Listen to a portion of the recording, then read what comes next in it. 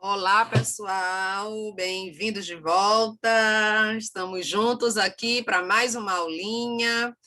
E olha, hoje que legal, eu consegui o PDF do livro de vocês. Então, nós vamos poder acompanhar aqui pelo livro. Então, peguem aí o livro de vocês na página 53. Nós, na nossa aula passada, conhecemos um pouquinho sobre o que é a estatística, para que serve a estatística, como ela surgiu, um pouquinho da história. Vimos a respeito do que são as variáveis estatísticas, vimos um pouquinho sobre o que é um universo, o que é uma amostra, né, os passos da pesquisa estatística. E aí, hoje eu trago aqui para vocês sobre distribuição de frequência, que aqui já é a parte onde a gente vai organizar o resultado da nossa pesquisa. Então, na pesquisa estatística, primeiro passo é a coleta de dados.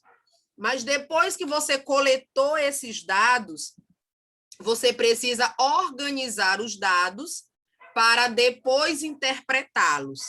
Então, nós vamos ver aqui a distribuição de frequência, vai ser um pouco teórico, porque não dá para a gente fazer muita coisa aqui com relação a cálculo e tudo. Eu gravo uma outra aula depois resolvendo exercício para tentar mostrar um pouco melhor. E nós vamos ver também os gráficos. Na aula passada, já mostrei um pouquinho de gráfico para vocês, mas aqui a gente tem muito mais gráficos, né, para serem vistos aqui pelo livro de vocês, tá bom? Então, primeira coisa, nós temos a frequência absoluta, a frequência relativa e as frequências acumuladas, que é o que nós vamos analisar aqui hoje. Então, em uma pesquisa sobre preços de um modelo de tablet em 20 lojas do ramo, foram coletados os seguintes valores em real. Vocês podem aí ou acompanhar pela tela ou acompanhar pelo livro de vocês e irem só me ouvindo, tá? Como acharem melhor. Então, aqui foram pesquisadas em 20 lojas. Então, aqui eu tenho 20 dados na minha pesquisa. E os preços que foram obtidos em cada uma dessas lojas. Então, os preços que foram obtidos, eles estão aqui nessa primeira tabela, olha. Para analisar a variável preço, vamos agrupar seus valores em uma tabela. Então, os preços dos tablets encontrados nas 20 lojas foram de R$ 1.000, de R$ 1.500 e de R$ 1.600. Então, essas três faixas de preço. Nessa outra tabela, nós já temos aqui a quantidade de lojas onde o preço era R$ 1.000, a quantidade de lojas onde o preço era R$ 1.500 e a quantidade de lojas onde o preço era R$ 1.600. Então, 6 lojas a R$ 1.000, 4 lojas a R$ 1.500, 10 lojas a R$ 1.600, totalizando aí as 20 lojas, ok? Na tabela da direita, essa aqui, os números que aparecem na coluna quantidade de lojas indicam as frequências dos valores observados da variável estudada preço.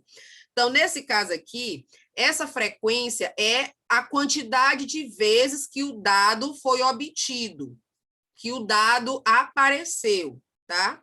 Então, essa é a frequência dos valores obtidos. Então, o valor de R$ 1.000 apareceu 6 vezes, então a frequência dele foi 6. R$ 1.500, a frequência foi 4. R$ 1.600, a frequência foi 10, tá? A quantidade de vezes que cada valor é observado chama-se frequência absoluta, tá? Frequência absoluta é a quantidade de vezes que o dado foi observado, que ele apareceu na sua pesquisa. Ou, simplesmente, nós podemos escrevê-lo como FI, tá? Bem aqui, olha, FI, frequência absoluta.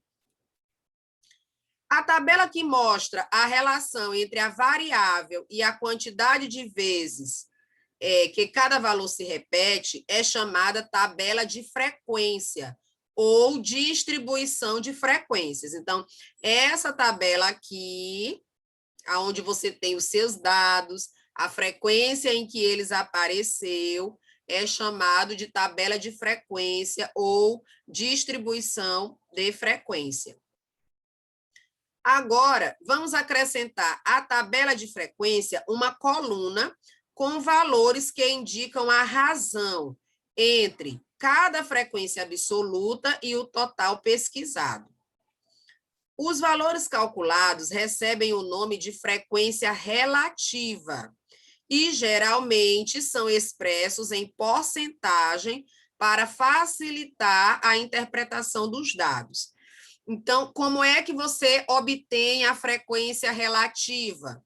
Transformando a frequência absoluta para porcentagem. E aí, como é que você faz para transformar essa frequência absoluta pela porcentagem? Para a porcentagem. Você pega aqui o dado da frequência absoluta, no caso aqui de R$1.000, apareceu 6 vezes, a frequência foi 6. Então, foi 6 em 20. O total de dados da minha pesquisa, o total de lojas que eu frequentei para pesquisar o preço do tablet foram 20. Então, em 6 delas, o valor foi R$1.000. Então, 6 sobre 20, tá? Ó, 6 sobre 20. Nós já estudamos porcentagem, né? Então, você vai pegar 6 e dividir por 20. Vai dar 0,30. Aí você pega e multiplica pela fração 100 sobre 100, para poder transformar para porcentagem. Então, 30 vezes 0,30 vezes 100 sobre 100 vai ficar 30%. A frequência 4, eu vou pegar 4 e dividir por 20, dá 0,20, transformando para porcentagem 20%.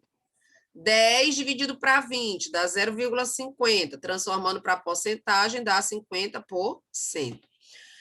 De forma que quando você somar esses valores, tem que dar 100%, que é o todo, né? O todo, o total, a gente representa sempre por 100%, né? Então, tem que dar 100%. Aqui ficou muito bom, porque os valores são exatos. Mas, se os valores forem decimais, por exemplo, 2,3, ou 22,4, ou 30,5. Desculpa, gente. Aí você tem que fazer as transformações, os arredondamentos, né, para poder fechar no 100%. Então, menos de 5 aproxima para baixo, mais de 5 aproxima para cima, na casa decimal, tá?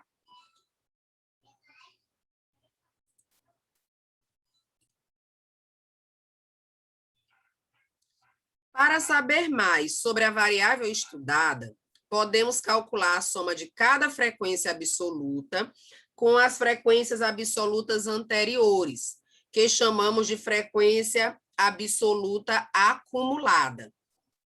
Aí ele já usa aqui um F maiúsculo, tá?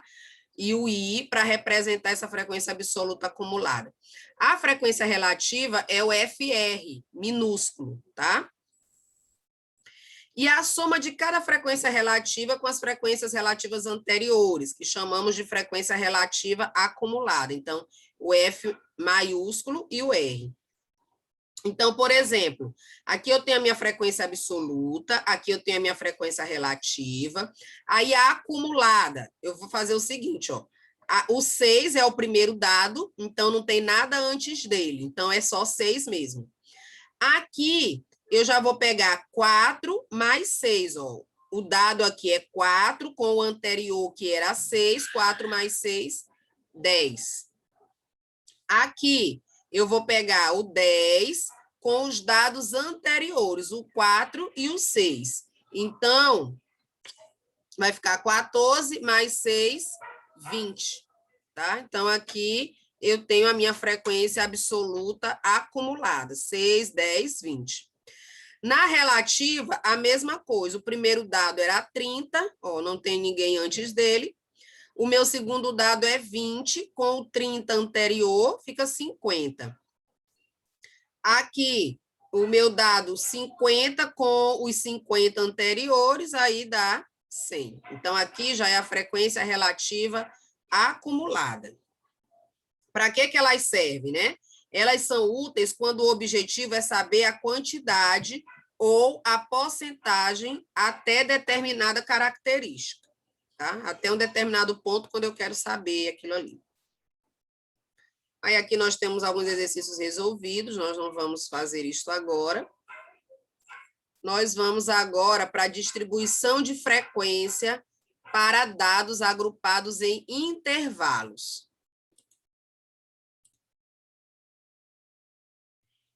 Essa distribuição de frequência aqui para dados agrupados, ela é bem interessante e ela vai ser útil para a construção do gráfico chamado histograma,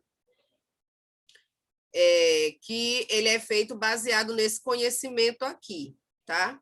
Então, tentem aí acompanhar direitinho, vejam se vocês conseguem entender. Opa, foi muito. Foi demais. Vou voltar aqui. Opa, aqui. Então, diariamente, estamos expostos a ruídos de diversas intensidades. Segundo a Organização Mundial de Saúde, a poluição sonora é um dos tipos de poluição mais graves, perdendo apenas para a da água e do ar. Seus efeitos sobre os seres humanos vão desde uma simples perturbação até alterações da saúde, como a perda parcial ou total da audição, estresse, distúrbio do sono e problemas cardíacos. A seguir, estão registrados os níveis de ruído em decibel em algumas áreas residenciais de uma cidade. Então, aqui, nós temos as medidas, vamos ver quantas medidas nós temos aqui. 1, 2, 3, 4, 3, 6, 7, 8. Então, nós temos 32 medições aqui. Como há muitos dados distintos, uma distribuição de frequência como a anterior que nós estudamos, pouco facilitaria a organização desses dados. Nesse caso, podemos agrupar os valores em intervalos ou classes. Então, você vê que aqui, olha, nós temos vários valores diferentes de medições. 73,94, 71, papapá, papapá. Então, nós temos vários. E aí, se a gente fosse fazer aquela tabela que nós acabamos de ver, daria muito, além de dar muito trabalho, porque praticamente não tem valores repetidos aqui, ficaria difícil a interpretação, seria mais dificultada, né, essa interpretação desses dados. Então, aí, a gente faz essa tabela a gente vai fazer um outro tipo de tabela de frequência, com esses dados aí agrupados, e depois a gente constrói com esses dados agrupados um histograma, que vai facilitar muitíssimo a interpretação, tá?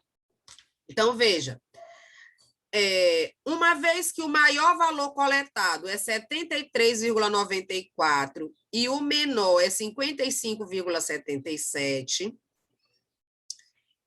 observem que aqui nessa tabela, os dados eles estão bagunçados, aqui eles não estão nem em ordem crescente, nem em ordem decrescente. Então, o que você faz? O primeiro passo é saber qual é o maior valor e qual é o menor valor, tá? O maior e o menor. A diferença entre o maior valor e o menor, ele é chamado de amplitude. Então, amplitude total. Então, a diferença aqui deu 18,17 decibéis. A diferença entre o maior e o menor valor.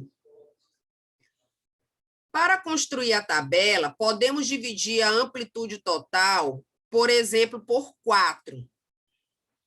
A amplitude do intervalo ou classe é, se for o número inteiro, o quociente obtido quando o resultado não for inteiro. Aliás, desculpa. Deixa eu ajeitar essa leitura aqui. A amplitude do intervalo é, se for o número inteiro, o quociente obtido. Então, por exemplo, eu quero só 4 classes. Essa quantidade de classes sou eu que decido. Quantas classes eu quero no meu intervalo? Então, para você saber a amplitude do intervalo, você pega a amplitude total e divide pelo número de classes que você quer. Então, no caso aqui, o exemplo está usando 4, tá? Então, a amplitude do intervalo, se for o número inteiro, o quociente obtido. Então, se eu dividir 18 por 4, der um número inteiro, pronto. Aquele já é o meu intervalo de classe, a amplitude da minha classe. Se der um número decimal, aí eu arredondo para o valor menor, mais próximo daquele quociente. Por exemplo, se der 4,3, então eu arredondo para 4. Se der 4,5, aí eu arredondo logo para 5, porque 4,5, pela ordem do arredondamento, passou de 5 para cima, eu arredondo para mais, tá? Então, 4,5, eu arredondaria para 5. Então, tá aqui, ó. Quando o resultado não for inteiro, nós arredondamos para o menor inteiro, tá? Para o menor inteiro que o quociente. A escolha do número de classe, de sua amplitude, dependerá da natureza dos dados. Então, dependendo da informação, aí você escolhe qual é a classe e aí depois a amplitude da classe. Na situação anterior, a distribuição dos valores em 4 classes possibilitará uma análise adequada. Veja, 18,17, que é a amplitude total, dividida em 4 classes, vai dar uma amplitude de 4,5425. Arredondando para 5, podemos agrupar os valores em classe de amplitude de 5 decibéis.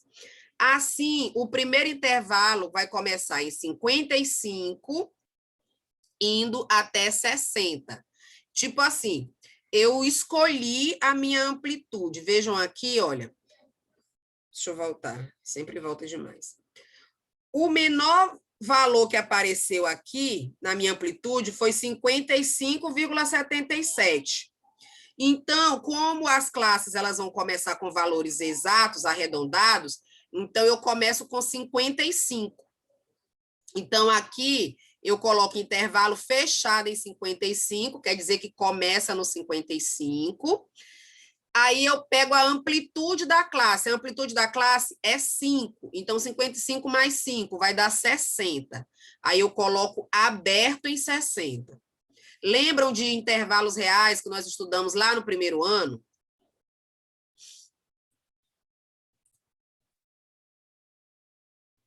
E quando nós estudamos intervalos reais, né, nós vimos o quê? Que aqui, se o intervalo é fechado, o elemento, aquele extremo, faz parte do intervalo, e se ele é aberto, não faz parte do intervalo, certo? Então, o intervalo, ele pode ser representado desse jeitinho aqui, ó, como se fosse um T deitado, ou pode ser daquele jeito que vocês conheceram lá no primeiro ano. Aqui quer dizer intervalo fechado em 55 e aberto em 60.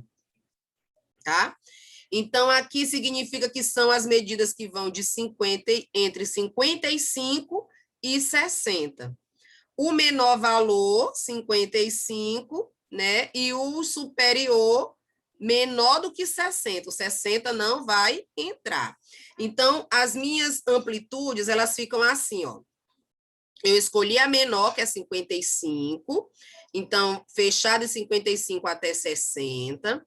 Esse 60 vem aqui para o começo, ó. Aí agora já é fechado no 60, aí 60 mais 5. Então, até chegar em 65, mais aberto. Aí vem para cá o 65, fechado, aí vai até 70, aberto em 70. Aí o 70 vem aqui para baixo, 70 mais 5, 75. O maior valor que nós encontramos na tabela foi 73,94. Então, aqui já vai estar contemplado, nesse último valor, já vai estar contemplado lá o maior valor de frequência que eu tenho, tá? Então, aqui são intervalos, e o total de lugares que foram pesquisados são 32, né? Então, aí o que eu vou fazer? Eu venho aqui na minha tabela, ó, aqui, e aí eu vou contar quantos valores eu tenho de 55 a menos de 60. Depois de 60 a menos de 65. De 65 a menos de 70. De 70 a menos de 75. E aí eu vou colocar na minha frequência absoluta. Então, os valores de 55 a 60, 5. De 60 a 65, 17. De 65 a 70, 6. De 70 a 75, 4.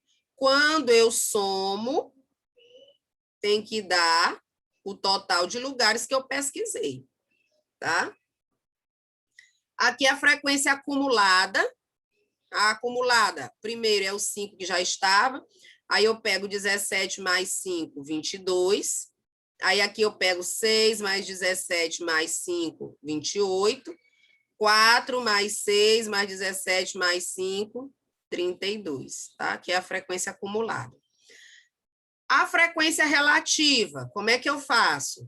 Eu vou dividir 5 por 32 e aí transforma para porcentagem. Então, vai ficar 15,625. 17 dividido por 32, 53,125. 6 dividido por 32, 18,750.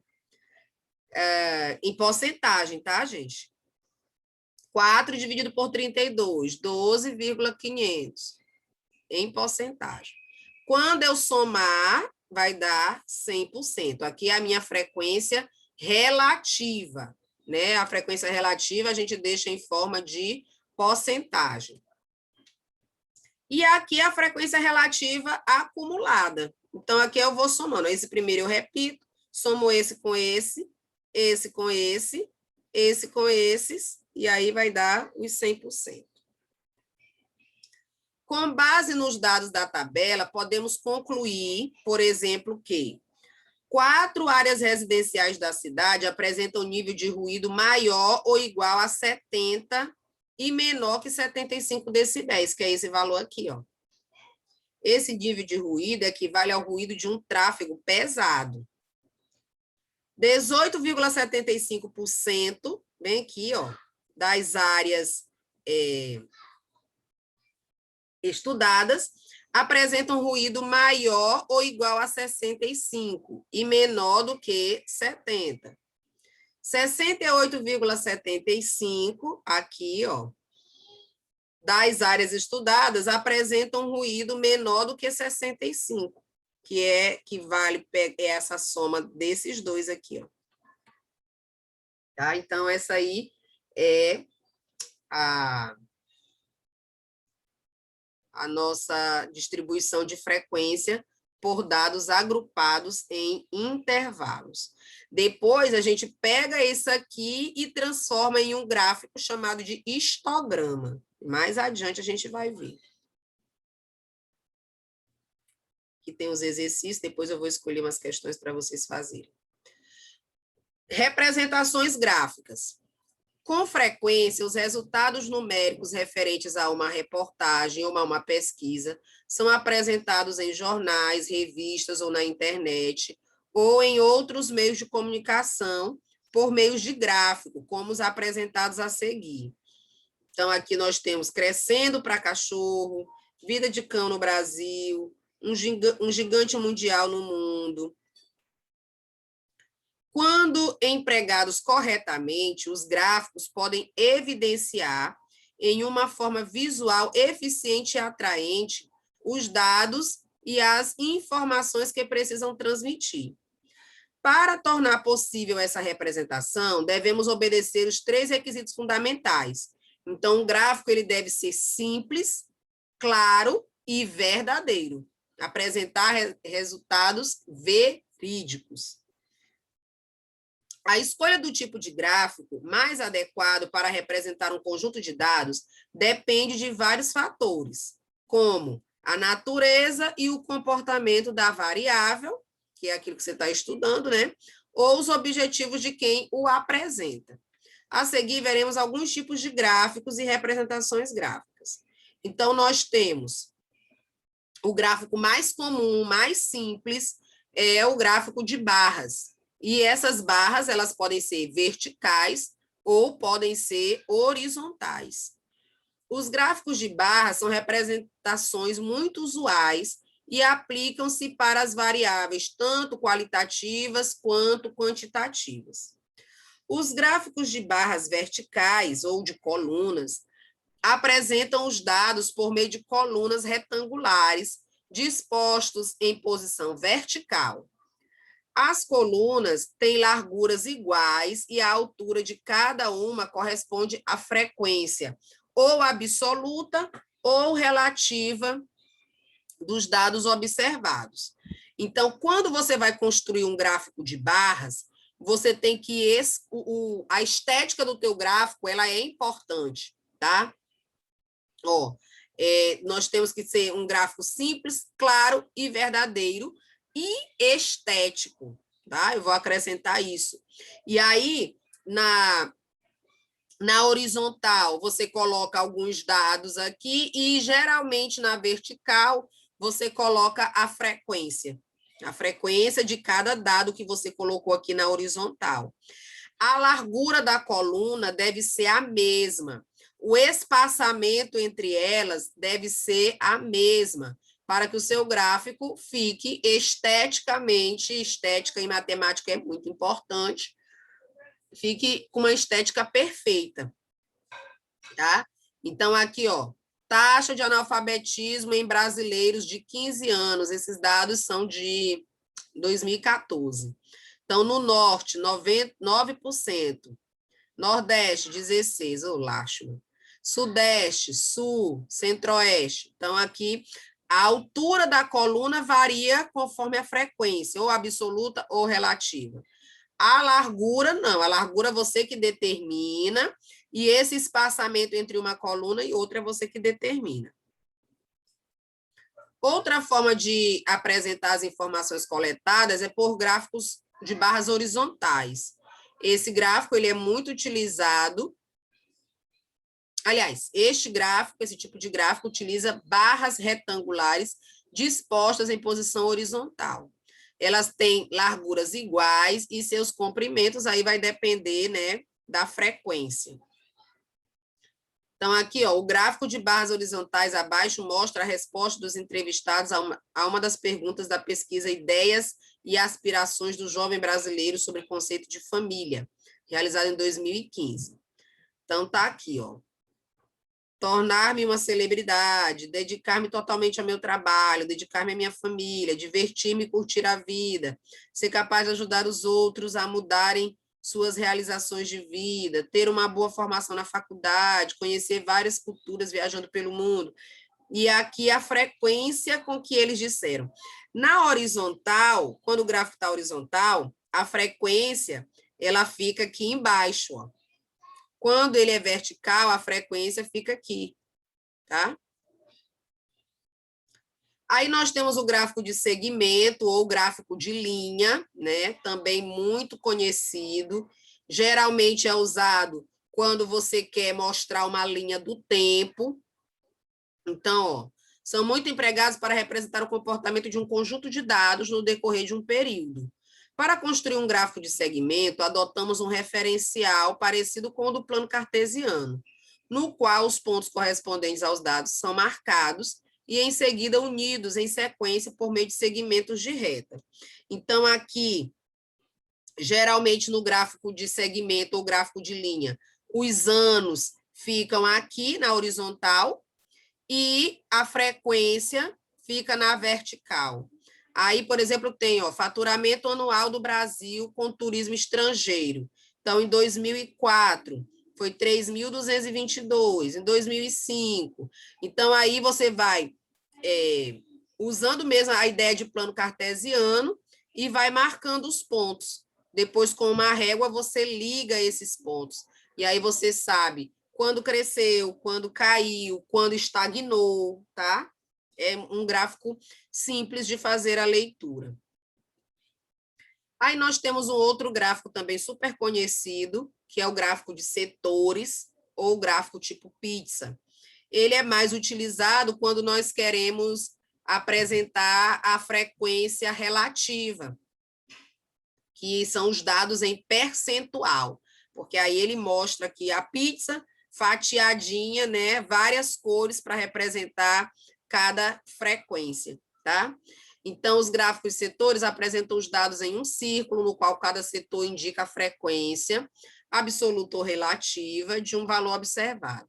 Nesse tipo de representação, a área e o ângulo de cada setor são diretamente proporcionais à porcentagem que representa em relação ao todo, que é o 100.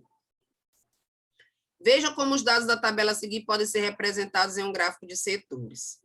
Então, aqui nós temos distribuição de jovens de 15 a 17 anos, a atividade que eles realizam e aqui a frequência relativa. Só estuda, 67%, só trabalha, 5,8%. Estuda e trabalha, 17,3%. Não estuda nem trabalha, vagabundo, 9,9%. Aí tá aqui, ó, só estuda, aqui só trabalha, não estuda nem trabalha, estuda e trabalha, tá? Então, aqui, a gente, para construir esse gráfico esteticamente perfeito, nós usamos regra de 3 para descobrir o ângulo e usamos também um transferidor, aquele objetozinho lá que tem os ângulos, que aí tem um que é só a metade, tem outro que é 360 graus, né? Então, a gente utiliza ele para poder trabalhar. Olha só, como há proporcionalidade direta entre a medida do ângulo que define cada setor e a porcentagem correspondente, podemos calcular a medida do ângulo central de cada setor com uma regra de 3. 100% é uma volta completa na circunferência, 67% é x. Isso aqui é para eu saber quantos graus equivale da circunferência 67%, tá? Então, eu vou pegar aqui meio vezes extremo, fica o quê? 67 vezes 360, dividido por 100. Vai dar 241 graus. Aí, eu marco o centro da minha circunferência, pego o transferidor e meço 241 graus. E aí, eu faço a linha fechando onde está sendo concluído o ângulo. E aí, ó, isso aqui tudinho equivale a 241 graus da circunferência. E aí eu faço a pintura dessa região aqui. Sempre, cada setor da pizza, a gente utiliza uma cor. Aí, para você saber 9,9, 5,8, 17,3, você vai fazer essa mesma continha aqui, ó. Você multiplica por 360, divide por 100. Aí você vai saber o ângulo. Tá? Não sei se vocês viram isso lá no fundamental, como era que era feito, tá? Mas é basicamente isso. Aí nós temos o pictograma, que a gente vê mais em revista e tal, jornal. O pictograma, ele utiliza símbolos, utiliza imagens. Então, exibem dados por meio de símbolos que geralmente estão relacionados com o tema apresentado, o que confere eficiência e atratividade ao gráfico. Então, por exemplo, o número de turistas que trabalham no Brasil, aí foi utilizado malas para representar. Aí, na informação do gráfico, você coloca uma mala está representando quantas pessoas. Então, por exemplo, nesse caso aqui, está representando 500 mil pessoas. Então, em 2014, foram 6.429.852 pessoas que viajaram. Aí ele vai usar aqui a quantidade de malas, né, que mais se aproxima dessa quantidade aqui de turistas, certo? Observe que os valores do gráfico são aproximados. No ano de 2004, em que 4.793.703 pessoas entraram no Brasil, o gráfico mostra uma quantidade aproximada de 4.750 turistas. Nesse caso, cada mala representa 500 mil turistas, tá? E aí ele colocou mais a metadezinha aqui do símbolo para representar 250. Para construir um pictograma, é fundamental que todos os símbolos tenham o mesmo tamanho e representem o mesmo valor. Os espaços entre eles precisam ser iguais e o critério de arredondamento não induza a uma falsa interpretação dos dados, tá? Aí nós temos o gráfico múltiplo. O gráfico múltiplo, ele é um gráfico onde você vai ter aí duas barras, por exemplo, e sendo que cada uma representa uma coisa, e por isso cada uma é de uma cor, tá? E aí você sempre coloca aqui a legenda para a pessoa saber o que é. Então, em algumas situações, é necessário representar simultaneamente duas ou mais características da amostra. Para facilitar a comparação entre características distintas, podemos construir um gráfico múltiplo, tá? Com base na situação apresentada, vamos fazer algumas considerações. O gráfico de colunas múltiplas indica mudanças em alguns aspectos da população brasileira no período de 1950 a 2010. Cruzando as informações, podemos observar que a população rural predominou até 1960. Ó, a rural. Então, foi em 50 e 60. Então, até 60, por isso pega tudo. A partir de 70, houve maior concentração da população nas áreas urbanas. Então, está aqui, ó, essa outra aqui, ó, a lilás. Então, aqui tem outros tipos de gráfico, né? Gráfico de linhas. Que aí tem no livrinho de vocês. Aqui, ó, um cruzamento entre várias informações, né? Por exemplo, aqui Brasil, México, Argentina, Estados Unidos, desempenho dos atletas nos Jogos Pan-Americanos, e também aí você tem uma leitura dessa situação, é um gráfico múltiplo de linhas. Aqui tem um outro exercício para resolvido, que vocês podem analisar depois. Tem um exercício para resolver, depois eu vou ver as questões que eu vou colocar para vocês.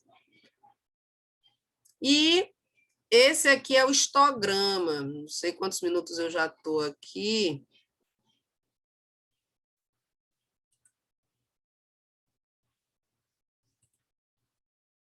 Tá, mas vamos lá. Para finalizar, né? O histograma, quando temos... Lembra lá da tabela de frequência que a gente viu lá por agrupamento? Por agrupamento, não, por intervalos? Então, aqueles dados lá a gente usa aqui, ó, para construir o histograma. Então, quando temos de representar uma distribuição de frequência cuja variável tem seus valores agrupados em intervalos, costumamos utilizar o histograma, gráfico formado por retângulos justapostos, retângulos colados, cujas bases são construídas sobre o eixo das abscissas, aqui na horizontal, a base deles é na horizontal. A gente usa também a mesma largura para representar, tá? Então, a distribuição de frequência do número de litros de gasolina vendido por carro no posto RBA pode ser representado em um histograma. Então, aqui, ó, quantidade de gasolina de 5 a menos de 10, de 10 a menos de 15, de 15 a menos de 20, de 20 a menos de 25, de 25 a 30. E aqui está a frequência deles, ó. Então, aqui eu coloco as minhas extremidades aqui, a primeira, e aí aqui vocês vejam que a amplitude é de 5 em 5, então eu coloco 5, 10, 15, 20, 25, 30.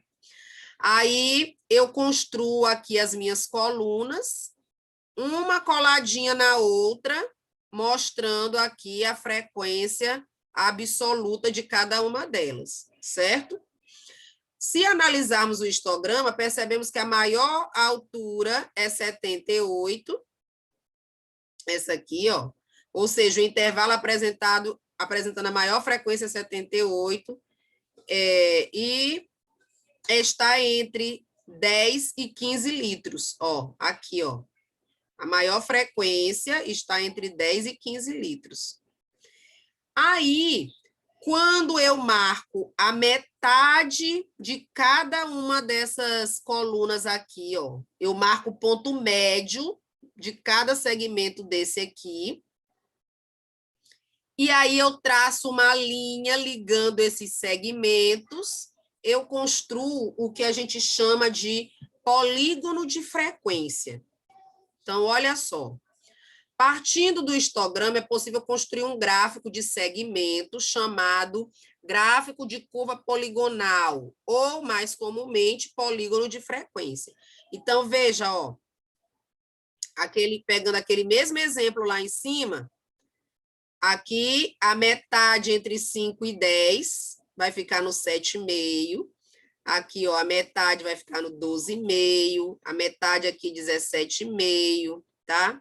Porque a metade entre 5 e 10, aliás, se você pegar e dividir, somar, 5 mais 10 dá 15, dividido por 2 é 7,5. Então, a metade aqui, 7,5.